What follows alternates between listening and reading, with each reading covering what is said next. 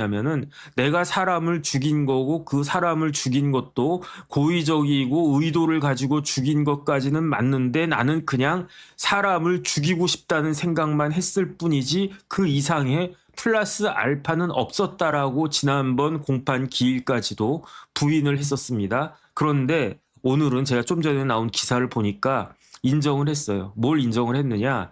내가 사람을 죽인 것에 있어서는 목적이 있었다는 거죠. 그 목적은 무엇이었는가?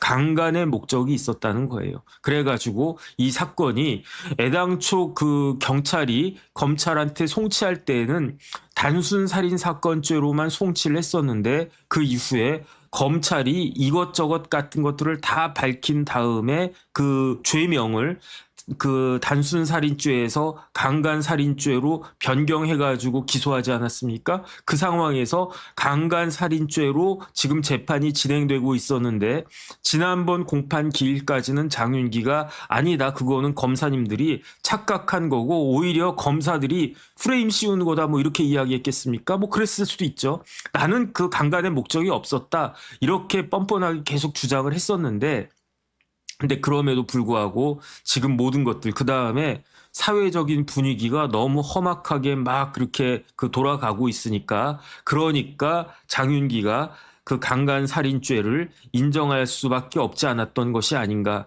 저는 그런 생각이 듭니다. 그래서 강간 살인죄로 어떻게 인정이 됐다고 그랬습니까? 이거는 세 가지가 있었는데 세 가지 다 검찰이 밝힌 거예요. 검찰이 뭘 밝혔느냐?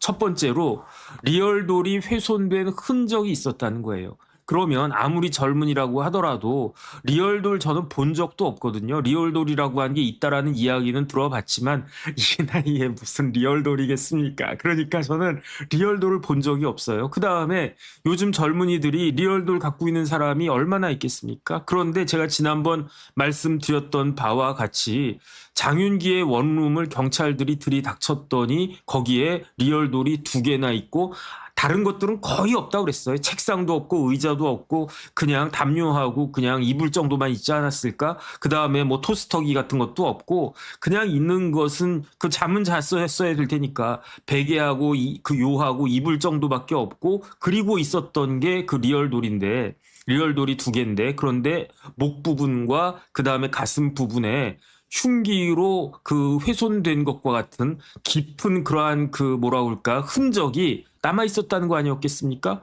그것만 봐도 뭘 생각할 수 있느냐? 얘가 정상은 아니다. 얘가 성적으로 조금 이상한 사람 아닌가? 그런 생각을 할 수밖에 없고 그렇다라고 하면 그런 사람이 살인이라고 하는 끔찍한 범죄를 저질렀을 때에는 어떤 목적이 있었던 거 아닌가? 그것부터 생각할 수밖에 없지 않았습니까? 그런데 그 리얼돌 관련해 가지고 경찰은 사진만 찍어놓고 그 다음에 그 아버지한테 그 비밀번호 가르쳐주고 주소도 가르쳐주고 그런 다음에 그 이야기는 뭐겠습니까? 치우라라는 이야기 아니었겠습니까? 그리고 난 다음에 어떻게 했습니까? 그리고 난 다음에 그냥 일반 살인죄다 이렇게 기소를 했었는데 첫 번째로 그 리얼돌에 그 관련돼 가지고 리얼돌이 어떤 의미인지를 검찰이 밝혀냈다는 거고요.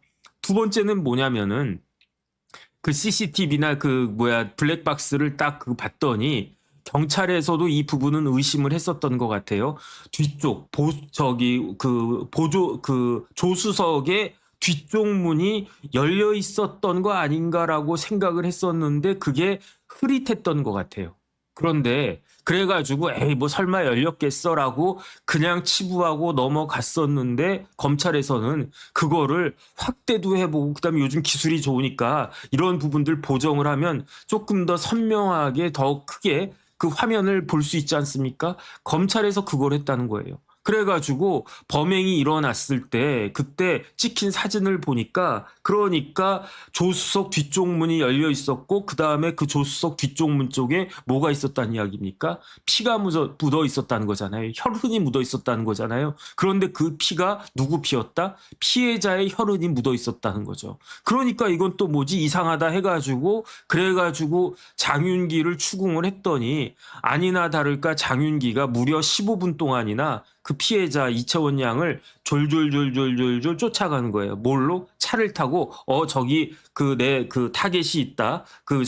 내가 저 여고생을 목적으로 삼아야 되겠다라고 한 다음에 이채원 양은요, 5월 4일 밤 23시 50분부터 그 15분 동안 아무것도 모르고 길가를 그 광주의 그 남부대학교 그 부근의 그 공터를 그냥 인적이 드문, 그다음 차도 별로 다니고 있지 않은 그러한 길을 그냥 아무것도 모르고 귀에다가 뭐 이어폰 끼고 있었을지도 모르고, 요즘 젊은 그 어린 친구들 그렇게 많이 하니까 그러면서 그냥 빨리 집에 가서 이제 피곤하니까 자야지라고 그러고 있었는데, 그 뒤에 장윤기가 그 스포티지, 하얀색 스포티지를 끌고 그냥 조심조심 무려 15분 동안이나 어떻게 했다는 겁니까? 미행하고 있었다는 거예요. 그러다가 이 지점이 좋겠다. 여기는 CCTV도 없고 인적도 더 드물고 으슥하고 하니까 거기에다가 차를 딱 파킹을 했는데, 그리고 난 다음에 어떻게 했다고요?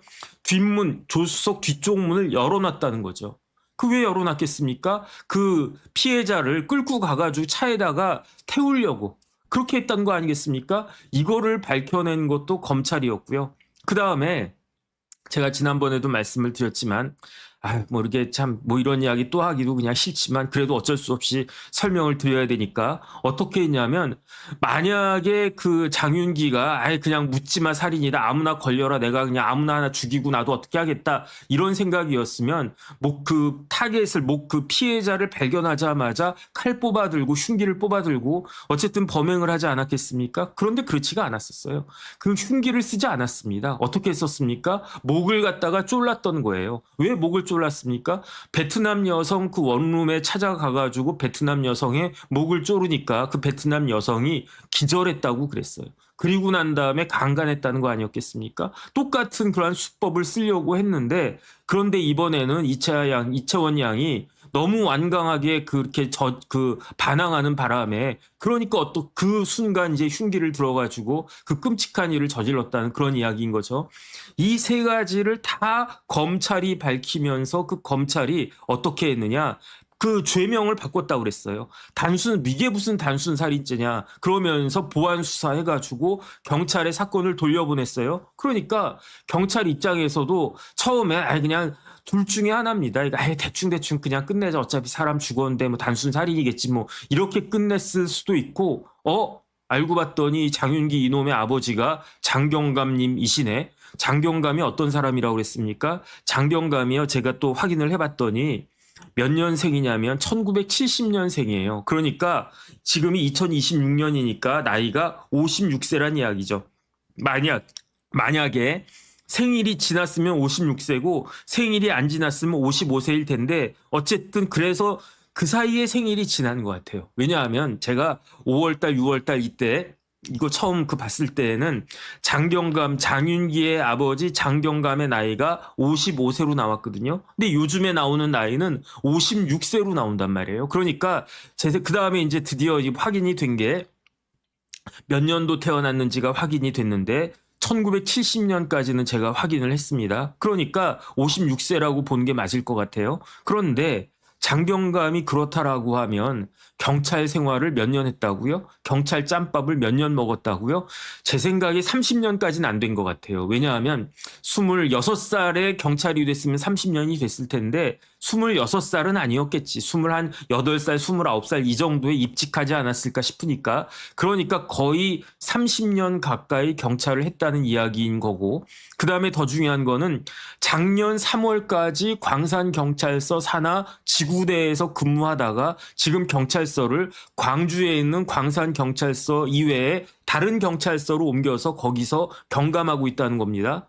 그렇다라고 하면 뭡니까? 지금 이 사건을 수사하고 있는 경찰서가 광주의 광산경찰서인데 작년 초까지 이 장경감이 근무했다는 거예요. 그렇다라고 하면 광주 광산경찰서에 장경감하고 잘 아는 사람들이 우글우글 하다는 거 아니겠습니까? 그러니까 광산경찰서의 그 수사팀에서 딱 봤더니 장윤기 멀쩡하게 멀끔하게 잘생겼네. 잘생긴 놈이, 나이도 어린 놈이 이런 짓을 해? 라고 하면서 이렇게 하려고 딱 했다가 봤더니 근데 누구랑 많이 닮은 것 같아? 혹시 해서 봤더니 역시 장경감 아들이네. 장경감님한테 아들이 하나 있다고 그랬는데, 그놈이 대학도 안 가고 군대 갔다 왔다고 그랬는데, 그놈이 군대가 아니라 공익인가 사회복무요원인가 그런 거 했다고 그랬었어요. 그래가지고 이 사건을 혹시 뭐 이렇게 조직적으로 그 은폐하고 축소한 것이 아닌가? 둘 중에 하나예요. 일단은 누가 봐도 이거는 명백하게 뭐다 강간살인죄인데 이거를 단순 살인죄로 이렇게 축소하게 된 거는 첫 번째, 아이 대충 아이 귀찮아 그냥 대충 하자 뭐 이렇게 해가지고 했을 가능성이 하나, 아니면은 이 장윤기가 어떤 애인지 장윤기의 아버지가 어떤 사람인지를 알고 그렇다라고 하면 우리가 팔은 안으로 굽고 초록은 동색이니까 어떻게든 이걸 갖다 좀 무마를 해야 되는 거 아닌가라는 생각으로 이걸 하지 않았을까. 제가 봤을 때 가능성은 둘 중에 하나밖에 없다, 그런 생각이 드는데 어느 쪽에 더 방점이 실립니까? 어느 쪽에 더 무게가 실립니까? 제가 봤을 때는요, 후자가 아닐까 하는 그런 생각이 많이 듭니다. 왜 그러느냐? 그 장윤기가 자기 아버지 장경감을 3번 만났어요. 언제 만났냐면 다시 한번 말씀드리지만 5월 5일 00시 10분에 범행이 이루어졌습니다. 그리고 난 다음에 11시 20분에 잡혔어요. 그리고 난 다음에 이제 이것저것 막 급박하게 돌아갔겠죠. 그리고 난 다음에 장경감이 자기 아들 장윤길이었는데 5월 5일 날 어떤 일이 있었습니까? 5월 5일 날 이 그 장윤기가 체포되고, 장윤기가 체포되기 전에 뭐가 발견됐습니까? 스포티지가 발견됐고 그 스포티지 안에 뭐가 있었습니까? 케이블 타이가 있었다고요. 케이블 타이가 존재했다라는 것만으로도 이 범죄는 단순한 살인죄가 아니라 범상치 않은 것이다라고 하는 것을 느낄 수 있는 거 아니었겠습니까? 그러니까 그 다음에 이제 아버지한테 이제 그 5월 5일 날 전화를 갖다가 했어요. 왜냐하면 그 차적 조회 같은 걸 딱 해보니까 이 차의 주인이 장윤기고 장윤기가 어떤 놈인지 봤더니 그 아버지가 장경감이네. 그러면서 그 추적 중에 장윤기를 쫓고 있는 그 5월 5일 아침에, 어린이날 아침에 오전에 이미 장경감한테 전화를 갖다가 했었다고 그랬었어요. 그리고 난 다음에 이제 잡혔죠. 잡히고 난 다음에 장윤기하고 장경감하고 처음으로 만난 게 언제냐면은 그게 5월 6일이었어요. 5월 6일이었는데 그 5월 6일은 장윤기에 대해서 구속영장이 청구가 됐던 그 시점이었습니다. 그러니까 장윤기하고 장경감하고 이런저런 이야기를 했겠죠. 그 다음에 장경감은 경찰이었어요. 그 다음에 수사해본 그런 수사의 경력이 있는, 경험이 많은 그런 경찰이니까 이때는 장경감이 자기 아들을 피의자 대하듯이 취조했을 거라고 전 생각합니다. 너 왜 그랬어? 어디다 했어? 중요한 그 증거물들 어떻게 했어? 제일 중요한 건 핸드폰이니까 핸드폰 어디에다가 버렸어? 영상각 밑에 어떤 다리 밑에 버렸습니다. 이런 정보를 처음으로 직접적으로 페이스 투 페이스로 자기 아들 만나가지고 획득한 날짜가 5월 6일이었고요. 그 다음에 더 중요한 건 뭐냐면 5월 6일 날 아들을 만났는데 장경감이 5월 8일에 또 만나요. 5월 8일에 왜 또 만나겠습니까? 5월 6일 날 만났으면 웬만한 이야기는 다 들었을 텐데 일반적인 사람이라고 하면 아이고 어떡하냐 내 새끼가 저런 끔찍한 일을 저지르다니, 아유 내가 애를 갖다가 잘못 키웠구나 그러면서 어떡하나 내가 저 피해자 부모님들 가족 얼굴을 어떻게 보나, 내가 주위엔 사람들한테 다 알려줬을 텐데 진짜 더군다나 이제 뭐 우리 동료들 다 경찰서에 있는 사람들인데 어떡하나 그러면서 저 같으면 식음 전폐하고 진짜 그냥 하늘이 무너진 것과 같은 그러한 마음이 들었을 텐데 장경감은 그러지 않았어요. 어떻게 했습니까? 장경감은 일단 뭐부터 받았습니까? 자동차부터 받았어요. 제일 중요한 그 단서가 되는 게 두 가지라고 볼 수 있는데 첫 번째는 핸드폰이고요. 두 번째는 자동차 아니었습니까? 그 자동차 안에 이것저것 막 이런 거 저런 것들이 다 있었을 거 아니에요. 그게 그 대표적인 게 뭐였습니까? 케이블 타이. 또 뭐가 있었습니까? 블랙박스. 이런 게 있는 게 어디였냐면 자동차니까. 물론 제일 그 중요한 그 단서는요, 제일 중요한 증거물은 핸드폰이에요. 왜냐하면 핸드폰은 나보다도 더 나를 잘 알고 나보다도 더 나를 정확하게 아는 그런 기계가, 그게 요즘 같은 경우에 핸드폰이니까 핸드폰이 제일 중요하고, 그러니까 장경감 어떻게 했습니까? 핸드폰을 4개나 어떻게 했다고요? 그냥 부신 것도 아니고 불태워 버렸다고요.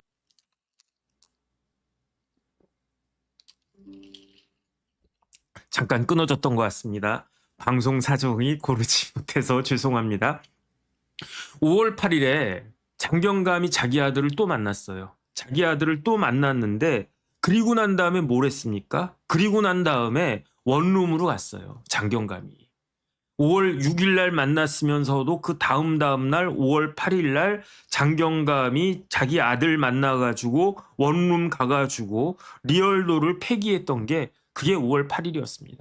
그런데 장경감은 어떻게 5월 8일 날 원룸에 가가지고 그 리얼도를 폐기할 수 있었을까요? 그거는 경찰에서 그 장윤기의 원룸을 가르쳐주고 장윤기의 원룸의 비밀번호도 가르쳐주고 그 다음에 장윤기의 원룸의 임대인 전화번호까지 알아냈다는 거죠. 이거는 경찰이 알려줬는지 아니면 장윤기가 알려줬는지 모르겠는데 어쨌든 그렇게 하면서 이런 것들 흔적들을 갖다가 싹 지웠던 거 아니었겠습니까? 이런 것만 봐도 이것은 뭐다? 계획적인 강간 목적 살인이었다라고 하는 느낌이 싸하게 드는 거고, 그리고 난 다음에 어떻게 했다? 그럼에도 불구하고 경찰에서는 검찰에 송치했을 때, 그럴 때 그 검찰에다가 5월 14일에 송치했을 때 단순 살인죄로만 송치를 했는데, 왜 단순 살인죄로 송치했는지가 이제 드디어 조금씩 밝혀지기 시작했습니다. 왜 단순 살인죄로 송치가 되었는가? 어떤 증언이 나왔냐면, 어떤 진술이 나왔냐면, 광산경찰서의 그 담당자들, 그 수사팀 직원, 수사팀원들의 진술인 것 같은데, 어떤 진술이 나왔냐면요. 광산경찰서의 서장이 뭐라고 이야기했냐면, 하이구, 잘 모르게, 뉴스 011 선생님 감사드립니다. 뭐라고 진술했냐면, 5월 5일이었을 것 같아요. 제가 봤을 때. 5월 5일 압수수색 당시에 우리 서장님이 광주 광산경찰서의 서장님이 현장 인근에 있으면서 어떻게 했다? 현장을 진두지휘했다라고 하는 진술이 나왔다는 거예요. 제가 신문 기사를 갖다가 보니까. 그 다음에 더 심각한 거는 그 리얼도를 압수하지 않고, 그러니까 어떻게 했을 거냐면, 이거는 제 생각인데 약간 시간적으로 이게 좀 틀릴 수도 있겠지만 제 생각으로는 이렇게 됐었을 것 같습니다. 5월 5일 날 그 살인 사건이 발생을 하고, 그리고 난 다음에 제일 먼저 발견된 거는 하얀색 스포티지였을 거예요. 아, 이게 저 범인이 타고 다니던 차였나 보다. 그 다음에 차적 조회하고 보니까 범인이 이제 특정이 됐다는 거죠. 그리고 난 다음에 장경감한테 연락을 갖다 했을 거고, 그 다음에 11시 20분에 장윤기를 갖다 검거하고, 장윤기 검거한 다음에 장윤기의 숙소가 어딘지 물어봐가지고 추궁해가지고 제가 사는 원룸이 저기입니다. 비밀번호 여기입니다라고 하는 것을 아마 알아냈었을 것 같고, 당일날 5월 5일 날. 그리고 난 다음에 경찰이 원룸으로 급파돼서 가봤더니 그 원룸이 휑해가지고 썰렁해가지고 으시시해가지고 그 안에 리얼돌 2개가 있는데 그 리얼돌도 아주 심각하게 훼손된 리얼돌 2개가 있었다라고 하는 것을 다 발견하고 이랬었던 건데, 그런데 그날 압수수색 당시에 경찰서장님이 현장 인근에 있으면서 그러면서 현장을 진두지휘했다는 거예요. 이게 조금 이상하지 않습니까? 왜냐하면 일단은 뭐가 있습니까? 수사팀장이 있었어요. 수사팀장은 계급이 뭐였습니까? 경감이었어요. 보직은 뭐였습니까? 강력팀장이었어요. 강력팀장인 경감이 현장을 지휘하고 이 사람이 하는 거는 지극히 당연한 거예요. 그런데 이 강력팀장 위에 누가 있었습니까? 경감 위에 누가 있냐면요. 경정이 있어요. 경정은 이제 5급인데 경정이 경찰서의 수사과장이거든요. 그러면은 경감 위에 경정이 있고 경정 위에 수사과장 위에 누가 있냐면 경찰서장이 있는 거거든요.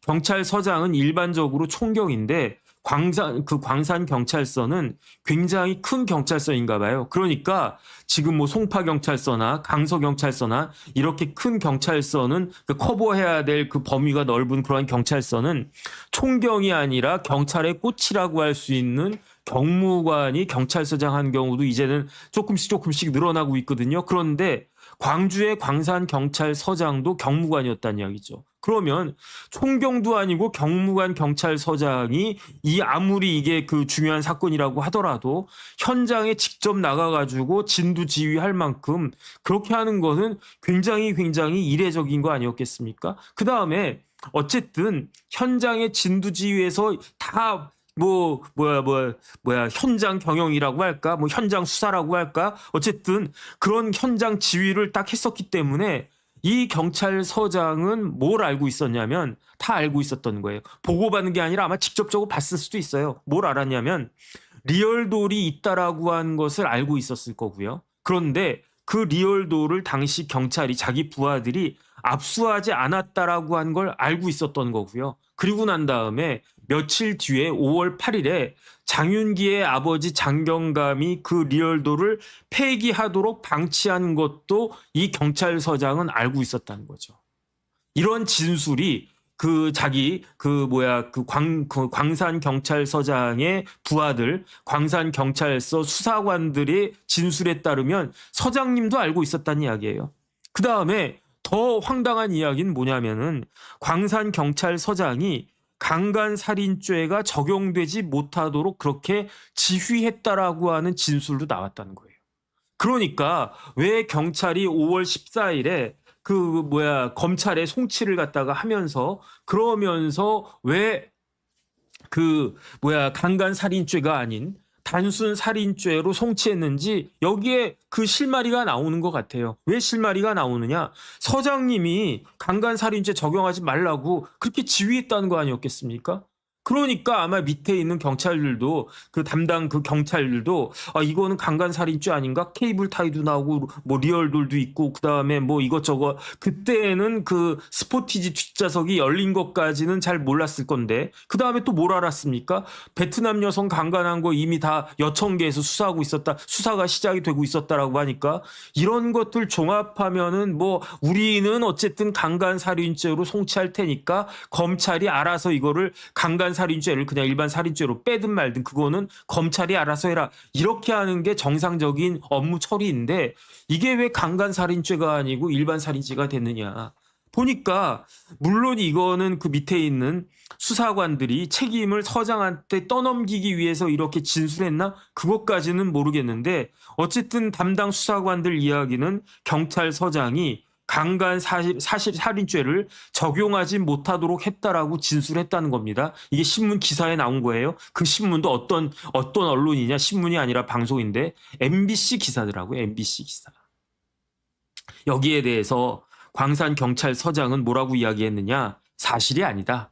이게 살인사건이고 끔찍한 살인사건이라서 내가 현장에 간 거는 사실이에요. 현장에 간 거는 사실이래요. 하지만은 장윤기가 체포가 되는 것을 보고 경찰서로 복귀했다. 그런데 중대한 사건이 발생했는데 경찰서장이 직접 나가서 현장 지휘하는 게 보고 확인하는 게 더 바람직한 거 아니냐? 이런 식의 변명을 하는데 누구 말이 더 정확한 것인지는 이제 수사해 보면 나올 것 같다는 생각이 들고요. 그 다음에 강간살인죄를 적용하지 못하겠다는 것도 이 경찰서장은 부인하고 있는데 어떻게 부인하고 있냐면은 형사과장의 보고를 받았을 뿐이다. 그러니까 이게 일반 살인죄로 송치된 것에 대해서 네 책임이냐 내 책임이냐 세 명이서 지금 핑퐁하고 있는 거예요. 담당 수사팀에서는 서장한테 핑퐁을 하고 서장님이 그렇게 막았어요. 서장님이 지시했어요. 이렇게 이야기하는 거고 경찰서장은 또 누구한테 핑퐁을 하느냐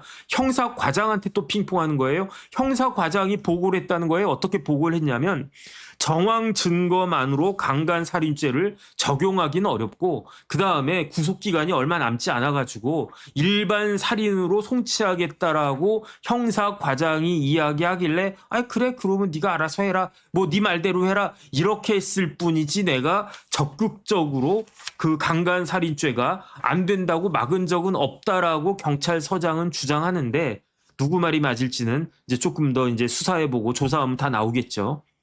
그런데 제가 이상하다는 생각이 들었어요. 어떤 생각이 들었냐면 제가 이 사진을 보여드리겠습니다.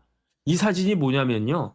한번 들어가 보세요. 광주의 광산경찰서 홈페이지 사이트 딱 들어가 보면 거기에 소개마당이라고 있습니다. 이 소개마당을 쭉 보면은 대개 어떤 경찰서든지 그 경찰서 사이트에 딱 들어가면 저렇게 정복 입은 사람이 딱 나와가지고 안녕하십니까. 우리 광산경찰서를 방문해 주셔서 감사합니다. 우리 광산경찰서는 뭐 시민의 지팡이가 되도록 열심히 불철주야 노력하겠습니다. 인사말이 나온단 말이에요.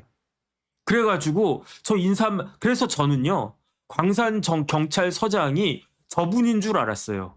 그래가지고 날카롭게 생겼는데 그런데 왜 일을 갖다 이렇게 했나? 그 다음에 저 이름을 갖다가 조금만 확대해서 보면 어떻게 되어 있냐면 광주 광산 경찰서장 김만수라고 딱 되어 있어요. 그래서 김만수라고 하는 사람이 그 광주 광산 경찰서장이겠구나라고 생각을 했는데 그런데 일반적인 신문 기사하고 비교해 보니까 달라요.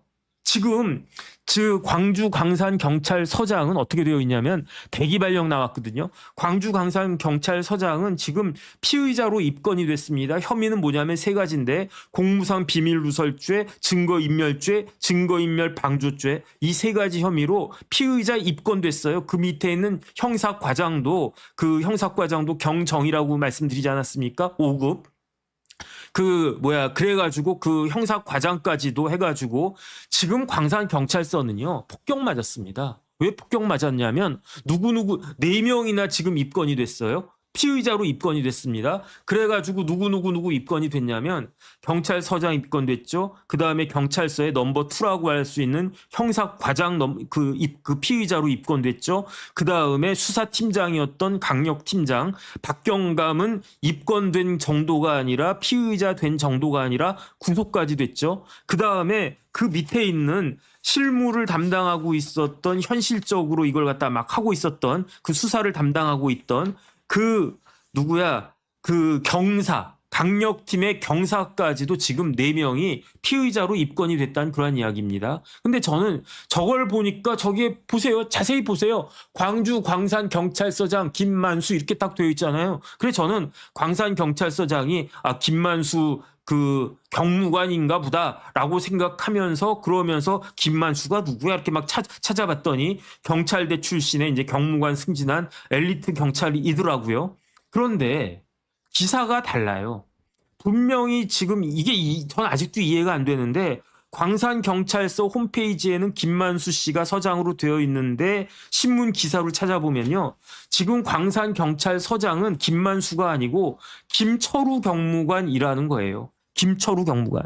그러니까 쉽게 말하면은 저 사람이 광산경찰서장이 아닌데 지금 같은 시점에 왜 저 사람이 자기 얼굴이 광산경찰서장으로 올라가가지고 의혹을 사고 비난을 받고 혹시 오해를 사려고 하는가? 저는 그게 이해가 되지 않아요. 근데 지금 제가 여러 차례 확인을 해보니까 광산경찰서장은 김철우 경무관이 맞습니다. 그래서 제가 찾아봤거든요. 김철우 경무관이 어떤 사람인가 봤더니 1968년생이던데 아마 빠른 68년생인 것 같아요. 전라남도 담양에서 태어나가지고 고등학교는 광주에서 나왔어요. 광주의 대동고등학교를 졸업하고 86학번입니다. 경찰대 6기예요. 그러니까 저하고 중학교, 고등학교, 대학교 다 학교는 다르지만 동기였다는 이야기예요. 근데 저는 67년생이고 김철우 경무관은 68년생이고 그러니까 저는 빠른 68이라고 추정을 하는 거예요. 경찰대 6기입니다. 경찰대 6기. 그런데 커리어가 이것저것 나와 있는 여기저기 이제 기사나 뭐 이런 경찰서장 부임하면 프로필 같은 게 이제 딱 나오지 않습니까? 뭐 광주일보 뭐 이런 데를 딱 보면은 이번에 뭐 어디야 광산경찰서장으로 김철우 경무관이 오셨는데 김철우 경무관은 1968년 담양생이고 광주의 대동고등학교 나오고 경찰대 6기로 졸업한 다음에 1990년에 경찰로 입직해가지고 쭉 이러다가 어디에서 근무했다 이런 게 쫙 나와요. 그러니까 경찰서장 하는 데까지 다 나와요. 그래가지고 제가 김철우 경무관이 경찰서장 했다라고 하는 여러 가지 기사들을 다 이렇게 이제 파편적인 것들을 모아가지고 종합을 해보니까 이 김철우 경무관은 그 경찰 생활을 2군데서 했어요.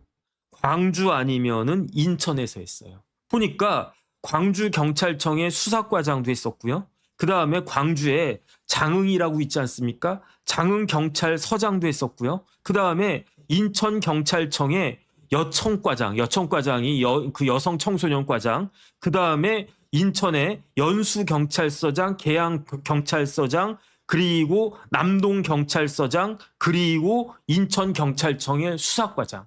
그 다음에 2014년에 총경으로 경찰의 아주 뭐 꽃이라고 할 수 있는 경찰의 꽃은 총경이고요. 이 총경이 그 김철호 경무관이 언제 됐냐면 2014년에 총경으로 승진을 했었어요. 그때가 아마 인천경찰청에 수사과장 하다가 총경이 된 다음에 인천경찰청에 수사과장 하다가 2021년에 그때 경찰의 꽃은 총경이고 경찰의 별은 경무관 아니겠습니까? 경무관 되면 완전히 또 이제 달라진다고 그러더라고요. 어쨌든 경무관 승진한 게 2021년. 그 총경으로 인천경찰청에 수사과장 하다가 경무관 승진했다는 거예요. 그 다음에 인천의 남동경찰서가 광산경찰서처럼 이렇게 큰 경찰서인가 봐요. 그래서 경무관 달고 부임한 데가 인천의 남동경찰서장으로 부임했다는 거고. 그리고 난 다음에 전라북도 경찰청에 수사부장하고 그리고 난 다음에 전라남도 경찰청에 수사부장하고 그리고 난 다음에 인천경찰청에 생활안전부장하고 그리고 작년 하반기에 광산경찰서장이 됐다는 이야기예요. 그러면은 근무한 데가 어디였습니까? 광주 아니면 전남 아니면 전북경찰청 수사부장 한 거 빼놓고는 인천이에요. 그러니까 여기에서만 쭉 근무했던 사람입니다. 그런데 고등학교 어디 나왔다고요? 광주의 대동고등학교 나왔다는 이야기. 지금 광주 대동고등학교가 얼마나 잘 나가는지 아시죠? 광주 대동고등학교 출신 지금 우리나라를 꽉 잡고 있는 두 사람이 있습니다. 누가 있습니까? 물론 대통령이나 이런 분들 빼고 그분은 너무 높은 분이니까. 대동고 출신이 2명 있는데요. 이 두 사람이 대학교 동기예요. 한 명은 누구냐면 송영길, 또 한 명은 누굽니까? 김용범. 우리나라 정치 쪽을 꽉 잡고 이번에 민주당의 당대표가 될지 안 될지는 모르겠지만 어쨌든 이재명 대통령이 가장 많은 빚을 지고 있는 사람이 전 송영길 대표라고 생각하거든요. 그 송영길 대표가 광주의 대동고 나왔어요. 그 다음에 우리나라 경제를 좌지우지한 사람이 누굽니까? 원래대로 하면요. 구윤철 기재부 장관이어야 되는데 지금 구장관님 뭐하고 계시는지 아는 분 손 들어보세요. 저도 모르겠어요. 그런데 언론에 쫙쫙쫙 나온 사람 누굽니까? 그 사람이 바로 김용범 정책실장이잖아요. 김용범 정책실장이 송영길 전 대표하고 고등학교 동기예요. 어느 고등학교 동기냐? 광주 대동고 동기예요. 이야기 들어보니까 공부는 김용범 실장이 더 잘했대요. 김용범 실장이 항상 전교 1등 했대요. 그래가지고 서울대 경제학과 가고 송영길 대표는 연세대 경영학과 가고 김용범 실장은 자기 전공 따라가지고 행정고시 봐서 경제관료가 된 거고 그 다음에 송영길 대표는 학생운동하다가 사법시험 봐서 변호사가 된 거고 어쨌든 두 사람이 고등학교 절친이겠죠. 뭐 절친. 그러니까 요즘도 자주 만나는 것 같더만 신문에 보면 마치 두 사람이 아무것도 아닌 것처럼 그 고등학교 친구인데 그런데 그 고등학교 친구의 후배가 이 광주 대동고등학교 후배가 누구냐면 김철우 서장이라는 이야기예요. 제가 봤을 때. 물론 뭐 고등학교인데 뭐 나이 차이도 한 너댓 살 정도 차이가 나는 것 같고 그다음에 뭐 대학도 다르고 하니까 뭐 잘 알지 모를지는 모르겠는데 저 같으면 알겠어요. 왜냐하면 제가 경문고등학교, 대경문고등학교, 명문경문고등학교를 졸업했지만 저희 명문경문고등학교에도 경찰대 간 후배들 여러 명 있거든요. 그럼 저도 이제 경찰대 다니는 그 후배들 그 옛날 학교 다니거나 절 어렸을 때는 몰랐지만 지금은 이제 다 뭐 동문회 같은 거 하면 선배님 그러면서 저 찾아온단 말이에요. 저 누굽니다. 그러냐 너 몇 기냐? 몇 기입니다. 그래 뭐 하고 있냐? 경찰하고 있습니다. 그래? 그러면 뭐 경찰대 나왔냐? 그러면 네 경찰대 나왔습니다. 우리 후배 중에 경찰대 나온 후배가 있네. 그러면서 여기도 앞으로 잘해라. 우리 경문고등학교에서도 총경도 나오고 경무관도 나오고 치안감, 치안정감, 치안총감까지 꼭 되길 바란다. 그리고 그 마음 갖고 있단 말이죠. 그러면은 더군다나 저 같은 사람은 일개 변호사고 저는 이제 다 이제 살았다 이 생각을 하는데 물론 그 사회생활을 이제 많이 했다는 생각이 드는 거죠. 송영길 대표는 어떤 사람입니까? 대통령 꿈이 있는 사람이잖아요. 그러면 자기 고등학교 후배 중에 똘똘한 경찰 경무관 되고 아주 그냥 광주에 큰 경찰서장하고 그러면 챙겨야지 정상 아닌가? 어쨌든 저는 그런 생각이 드는 겁니다. 근데 중요한 건 뭐냐면 이 김철우 서장의 커리어를 갖다가 보니까 뭐가 제가 불러드릴게요. 광주경찰청의 수사과장이었습니다. 인천경찰청의 수사과장이었습니다. 그 다음에 전라북도 경찰청의 수사부장이었습니다. 그 다음에 전라남도 경찰청의 수사부장이었다고요. 제가 뭐에 방점을 찍었습니까? 수사에 방점을 찍었다고요. 검사는 거의 대부분 80% 이상을 수사하는 사람인데 경찰은 그렇지가 않아요. 경찰은 뭐 교통경찰도 있고 경비경찰도 있고 정보경찰도 있고 그리고 수사경찰도 있는 겁니다. 다 자기 주특기가 따로 있어요. 그런데 김철우 서장은 제가 봤을 때 수사에 빠삭한 사람 아니었겠습니까? 왜냐하면 경정 때 5급 경정 때 수사과장을 광주하고 인천청에서 수사과장을 했었어요. 그 다음에 경무관 달고 그러면 이제 경찰청의 부장이 되거든요. 수사부장이 되거든요. 수사부장을 어디서 했다는 이야기입니까? 전라북도청, 전라남도청. 그렇다라고 하면 이거는 김철우 김철우 서장은 웬만한 검사보다도 수사에 대해서 더 빠삭할 수 있는 그러한 경험과 커리어와 지식과 그다음 뭐 경찰대 안 나갑니까? 저하고 동기든데 제 친구 중에 친한 친구 하나 있는데 그놈이 경찰대 갔다가 아우 나는 경찰대하고는 좀 안 맞는 것 같아.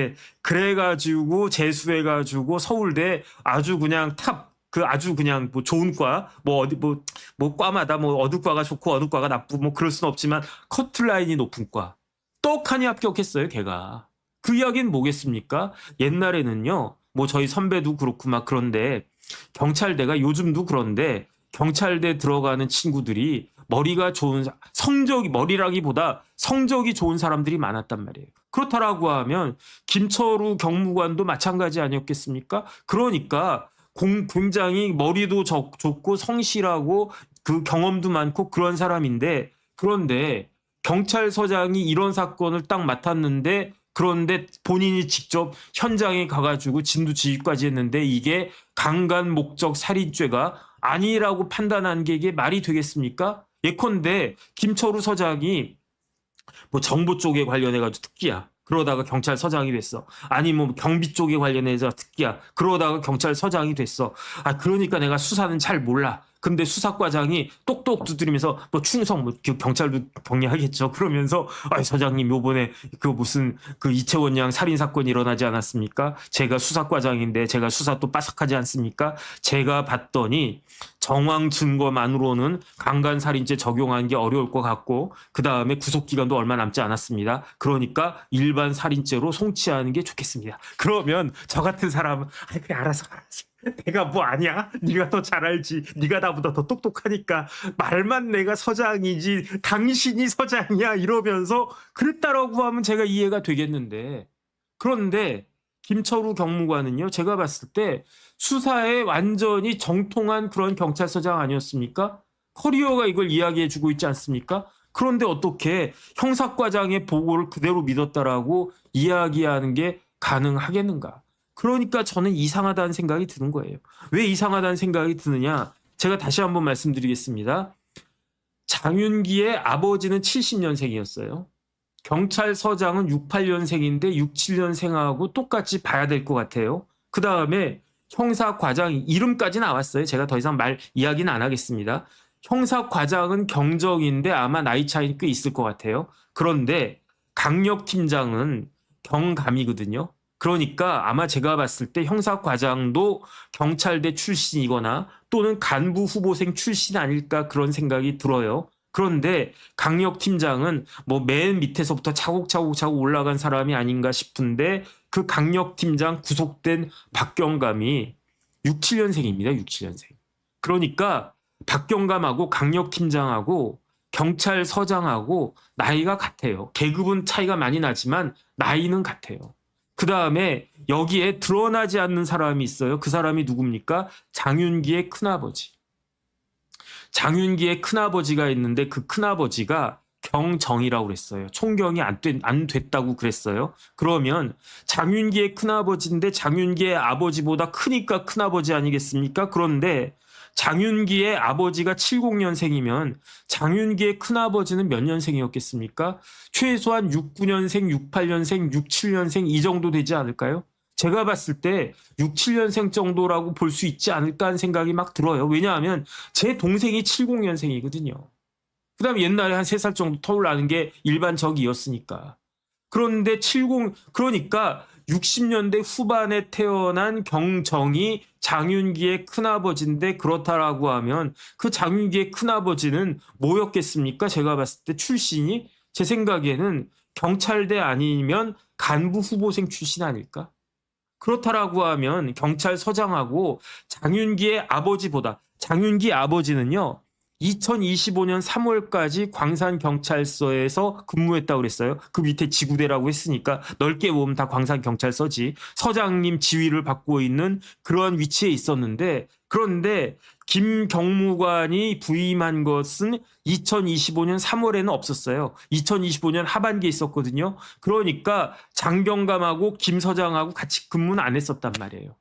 물론 장경감이 광주에서 계속 돌았으니까 그 다음에 뭐 김철우 그 경무관도 어디 있었다고 그랬습니까? 광주경찰청의 수사과장하고 그 다음에 전라남도 그 경찰청의 수사부장도 하고 장흥에서 경찰서장도 하고 뭐 그랬으니까 그 이전에 뭐 같이 근무했었을 그런 그 가능성도 상당히 있었을 것 같은데 그건 확인되지가 않습니다. 근데 저는요 오히려 장윤기의 큰아버지하고 그 경찰서장하고 뭔가 뭐 이렇게 그 인연이